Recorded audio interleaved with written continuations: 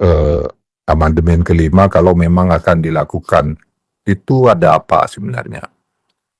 Nah, saudara, sebenarnya undang-undang kita ini, undang-undang dasar kita ini sudah diubah sejak perjalanannya sudah 11 kali. Ya. Kalau sekarang ada mau dilakukan perubahan lagi.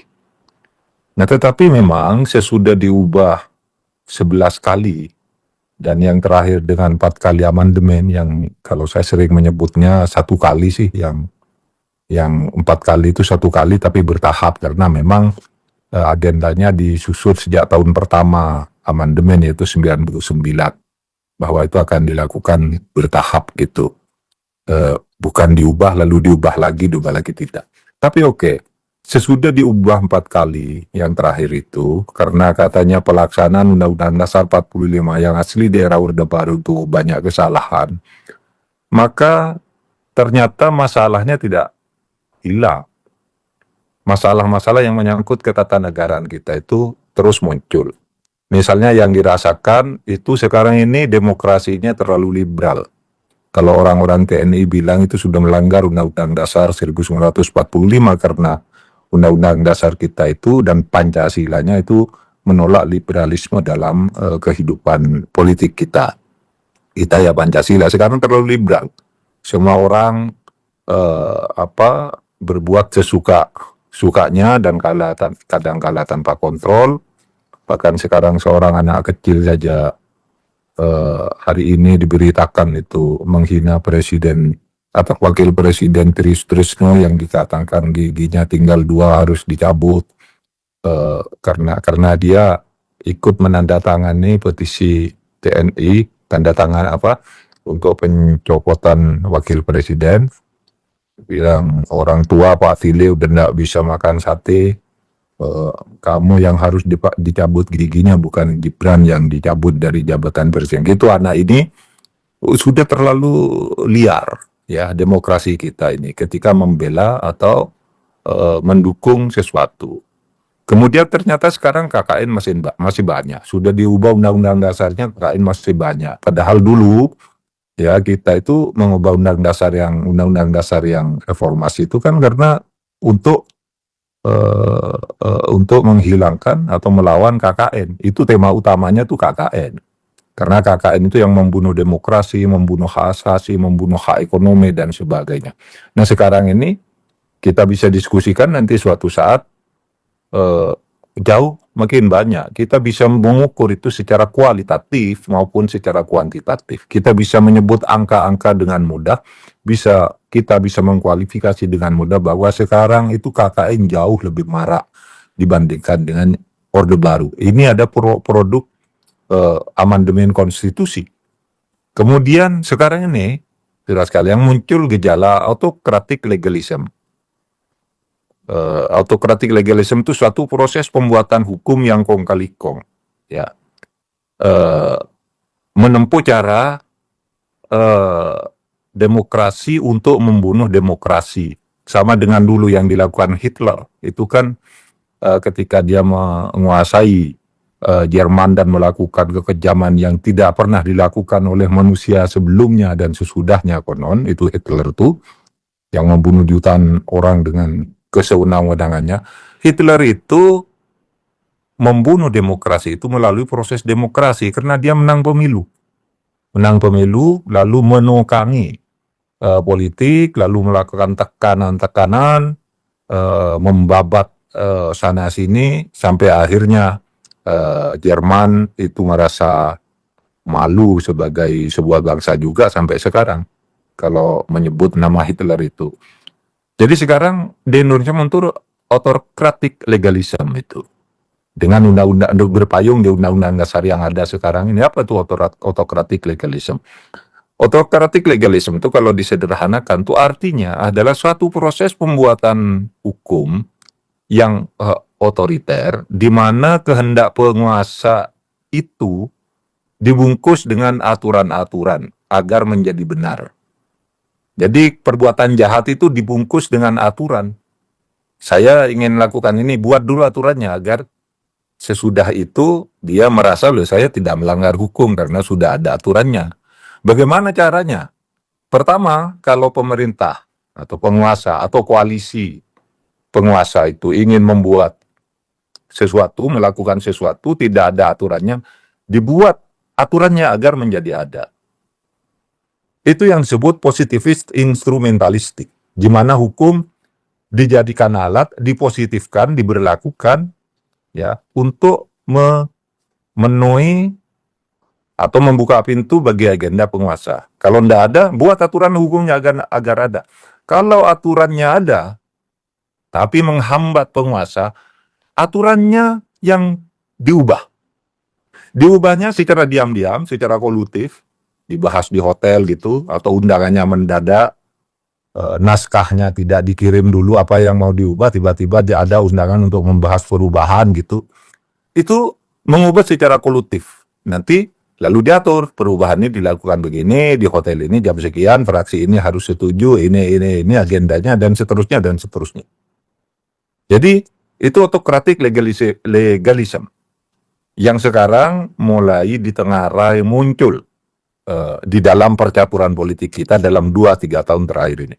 Lalu autokratik legalism itu juga terkadang kalau aturan sudah ada, tidak cocok dengan selera, diminta ubah ke Mahkamah Agung dan Mahkamah Konstitusi melalui apa yang disebut judicial review.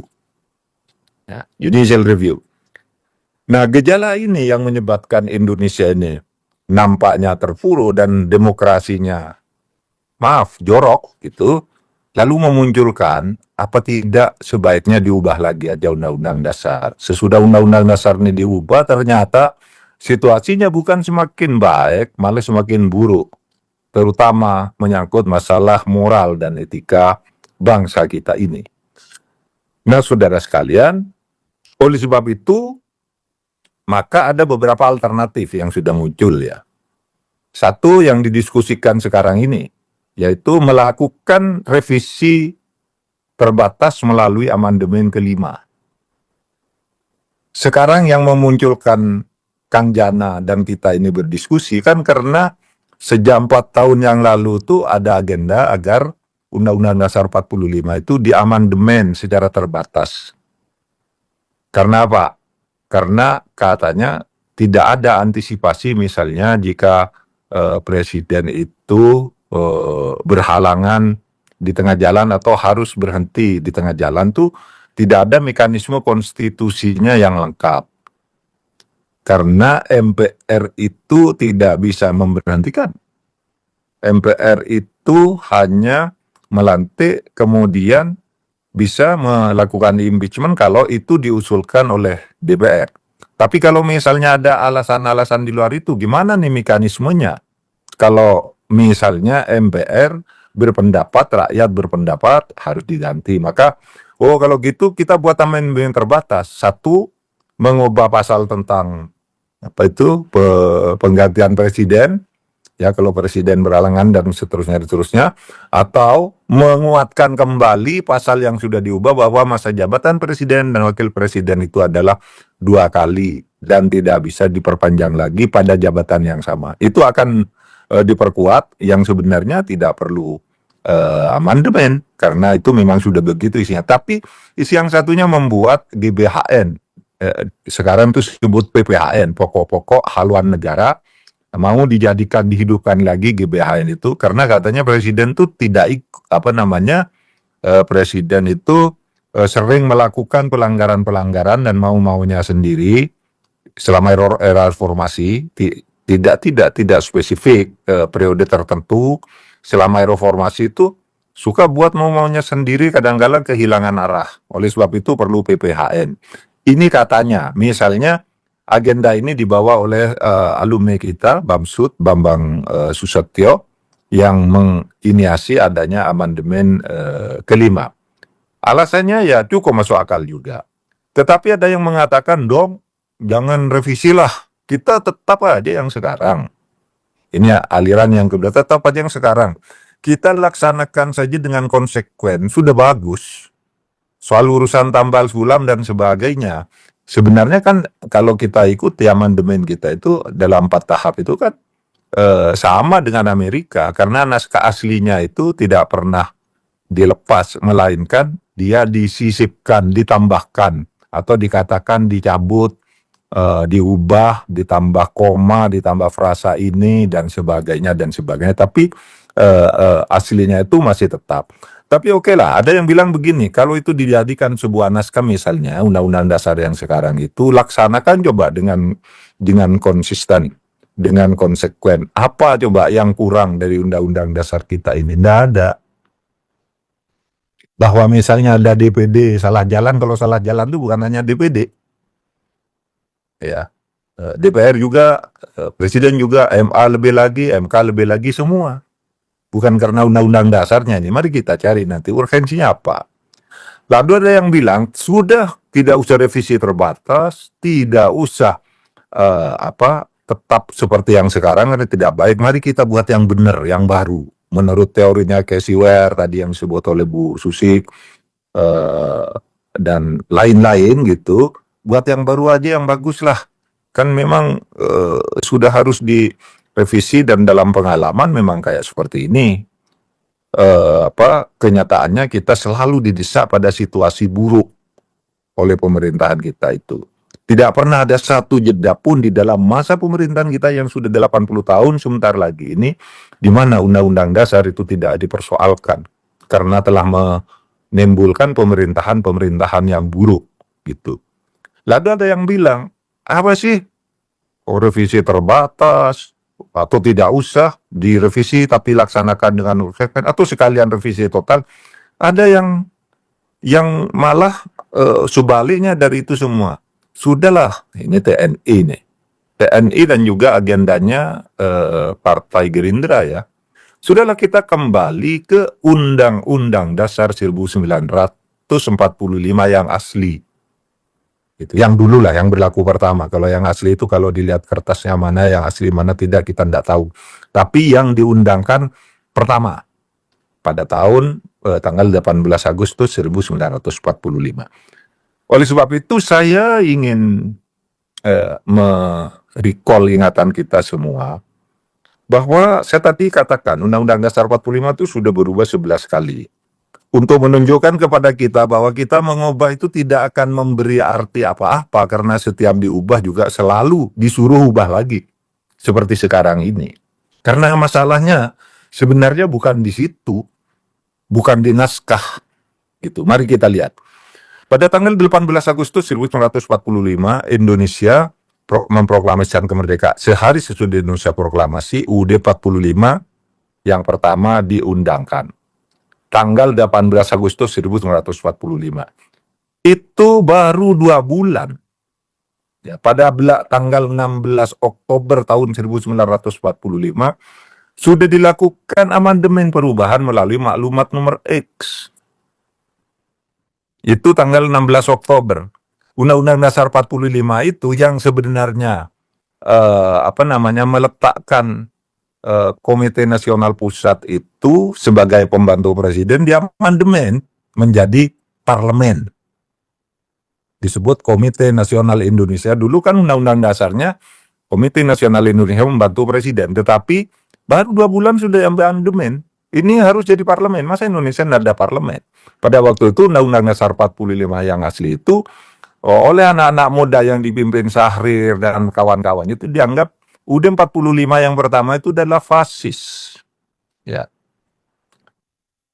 Produk Jepang. Oleh sebab itu niru-niru Jepang.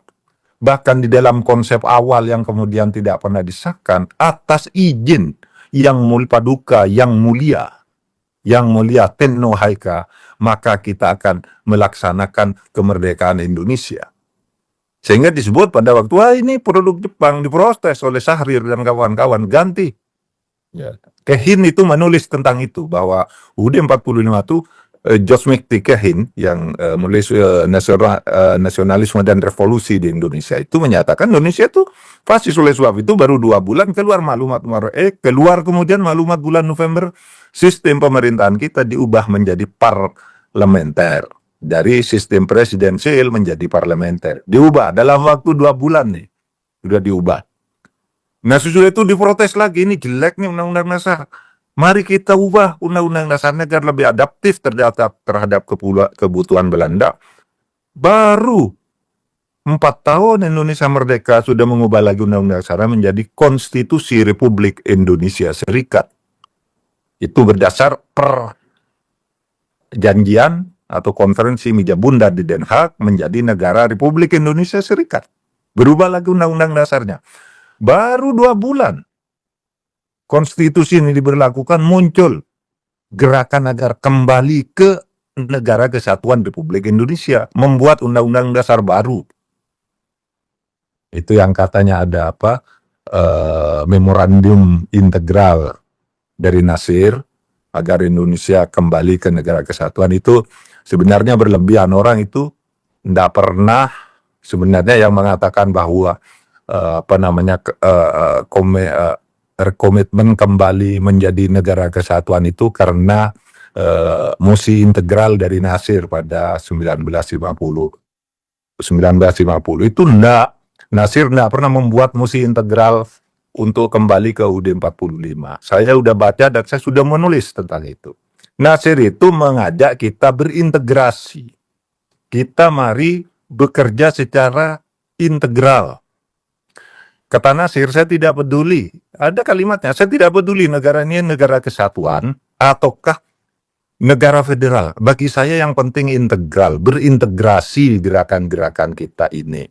Nah, orang yang terlalu romantis, memilih romantisme sejarah gitu, menganggap, yang membalikan Indonesia ke negara kesatuan mesti integral. Nasir enggak. Saya menulis tentang ini dari naskah aslinya. Nasir tidak pernah mengajak kembali ke negara kesatuan. Dia mengajak bersatu karena pada waktu itu Bung Karno, Bung Hatta, Anak Muda, Fatah itu pecah. Nah, disitulah kemudian disepakati untuk kembali ke negara kesatuan, bukan karena musi integral itu. Sebenarnya musi integral itu sebagai salah satu pemicu, karena isi musi integral itu bukan kembali ke negara kesatuan, melainkan mengajak kita bersatu. Maka sesudah itu dibentuklah panitia undang-undang dasar sehingga lahir kemudian UUDS 50. Perumusnya Supomo. Nah, UUDS 50 ini Indonesia kembali menjadi negara kesatuan, tapi kemudian menjadi sebuah negara dengan sistem parlementer sejak tahun 50. Sebelum itu juga sebenarnya sejak tahun 45 prakteknya sudah sistem parlementer.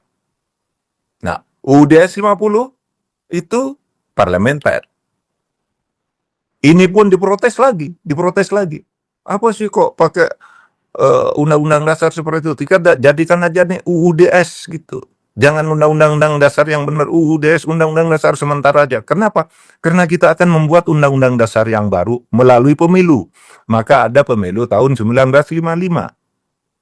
Pemilu 1955 menghasilkan konstituante yang mulai bersidang tahun 1956, tetapi 3,5 tahun berdebat, dianggap oleh Bung Karno dan militer Nasution ini mengancam perpecahan, maka keluar dekret Presiden 5 Juli. Berubah lagi Undang-Undang Dasar untuk yang kelima kalinya. Dari tahun 45 sampai tahun 59 sudah berubah 5 kali Undang-Undang Dasar itu.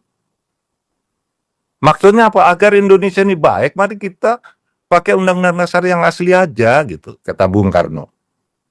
Nah, sesudah ini berlaku dengan segala kontroversinya, kalau nanti mau didiskusikan soal keabsahannya, itu ada bisa satu diskusi tersendiri tentang keabsahan sebuah perubahan konstitusi melalui dekret, maklumat, dan sebagainya, itu diskusi sendiri. Tapi ternyata hasil dekret kembali ke Undang-Undang Dasar 1945 kali itu melahirkan pemerintahan yang totaliter, hampir totaliter, atau otoriter paling tidak.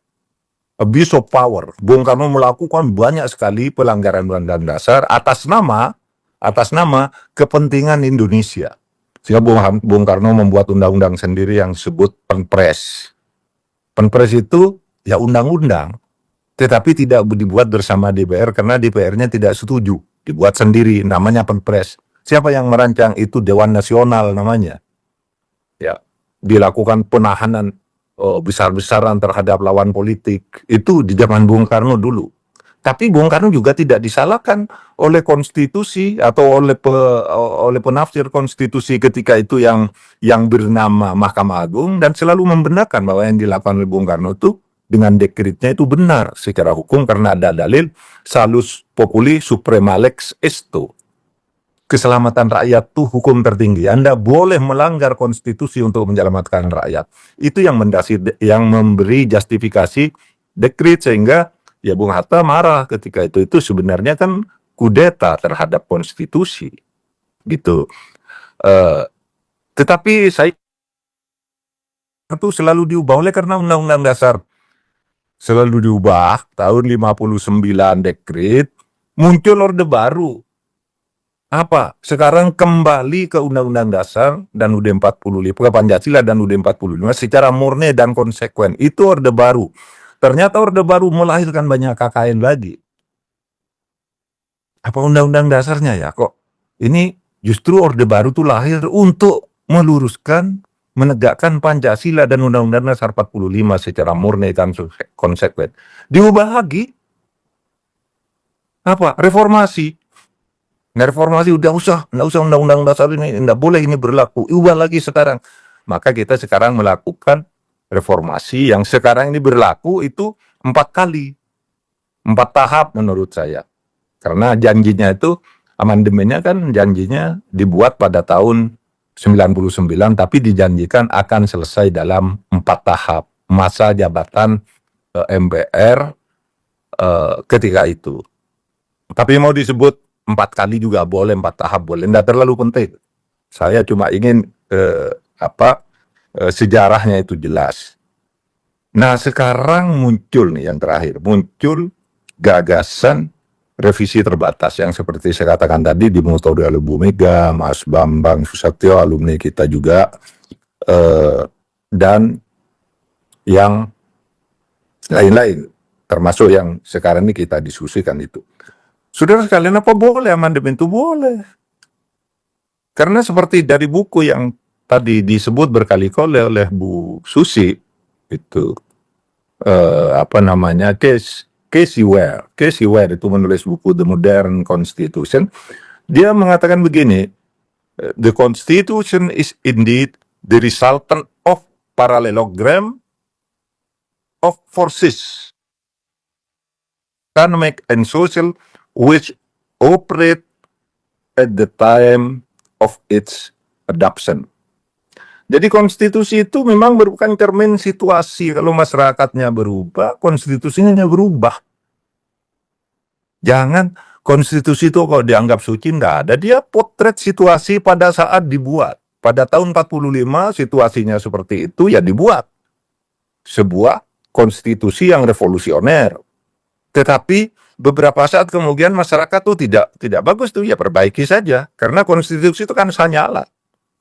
Kalau sekarang mau diperbaiki lagi gitu, ya silakan aja, karena sekarang ini memang nyatanya satu terjadi perkembangan Polexosbud yang luar biasa sesudah amandemen kelima ini. Lalu kemudian secara politik dengan Undang-Undang Dasar yang sekarang berlaku ini, banyak orang yang merasa tidak bisa kebagian. Hanya dengan melakukan perubahan saya bisa dapat kebagian dari proses-proses politik ini. Karena kalau sudah terlanjur dikooptasi itu akan dapat susah. Mau membuat koalisi tersendiri tidak mudah juga. Apakah boleh orang begitu? Boleh, kenapa enggak? Justru kita bernegara itu merdeka dulu karena ingin memberi kesempatan kepada setiap warga negara itu untuk menggunakan hak politik untuk berpolitik. Agar kita bisa mengatur negara ini secara bersama-sama, sehingga setiap orang boleh melakukan upaya-upaya. Kalau saya tidak kebagian, nah ini sudah undang-undang dasarnya aja diubah. Mari, agar ada peluang baru terhadap kelompok-kelompok baru, atau agar menangkal orang-orang yang sudah bercokol secara koruptif terlalu berlebihan. Kalau itu mau dijadikan alasan mengubah undang-undang dasar, boleh. Karena kata Casey Ware, dia adalah gambaran politik, ekonomi, dan sosial pada saat undang-undang dasar itu dibuat. Situasi politik ekonomi kita sekarang, saudara sekalian, itu sedang atau tidak sedang baik-baik saja. Nah, cuma ya masalahnya apakah kalau kita lalu mengamandemen lagi tidak akan diubah lagi. Wong ini yang amandemen sekarang ini kalau kita ingat ya. Diubah katanya ini yang terbaik, tapi sebelum disahkan udah ditolak harus diubah lagi. Masih ingat dulu tahun 2003 ya, tahun 2003 2002 ketika kan disahkan kurang sehari gitu, Bambang Wijoyanto itu membawa massa ke MPR berdemo di sana, lalu naskah yang sekarang disahkan ini naskah busuk dirobek di depan MPR. Nggak boleh undang-undang dasarnya berlaku. Jadi sebelum berlaku aja sudah diprotes. Dan itu masih menjadi catatan sejarah ketika Mas Bambang Wijoyanto itu dulu demo di MPR dan merubah-rubah naskah yang sudah disahkan 3 tahun sebelumnya, kemudian mau disahkan pada tahap yang keempat yang terakhir, mau ditutup amandemennya itu dirobek. Karena apa? Karena itu kan soal pendapat aja sebenarnya, soal kesepakatan, resultante. Kesepakatannya seperti itu, ya seperti itu. Yang penting dalam konstitusi itu kita taati selama dia masih berlaku. Selama belum berlaku selama belum diubah, ya kita taati konstitusi itu. Nah, sehingga ada yang mengatakan, loh kalau sekarang ada amandemen lagi, dulu bisa jadi kotak Pandora loh. Bisa menimbulkan keributan loh. Wong PDIP aja yang sebenarnya punya agenda melakukan perubahan terbatas untuk memperbaiki, akhirnya khawatir juga. Sehingga ditarik lagi usulnya untuk periode yang kemarin. Padahal itu kan usulnya sebelum pemilu 2024 sudah dilakukan amandemen terbatas. Itu sudah digarap oleh PDI dan MPR sudah setuju juga. Tapi kemudian timbul perkembangan, kalau ini nanti diubah, bisa ribut. DPD minta agar undang-undang dasar ini ubah total. TNI minta kembali ke yang asli. Lalu ada yang ingin memperpanjang masa jabatan presiden 3 periode. Oleh sebab itu PDIP lalu setuju ini ditunda dulu. Ini bisa meledak ini. Gitu. Karena belum tentu selesai dengan amandemen-amandemen terbatas itu. Nah, terus bagaimana? Ini persoalannya bukan persoalan teknis konstitusi, bukan persoalan substansi konstitusi, tapi adalah persoalan moral. Kalau sudah moral, urusannya kan bukan ke rumusan konstitusi. Urusannya panjang kalau sudah urusan moral. Sehingga kalau ditanya gimana sih konstitusi yang baik, nggak ada konstitusi yang baik kalau moralnya tidak baik.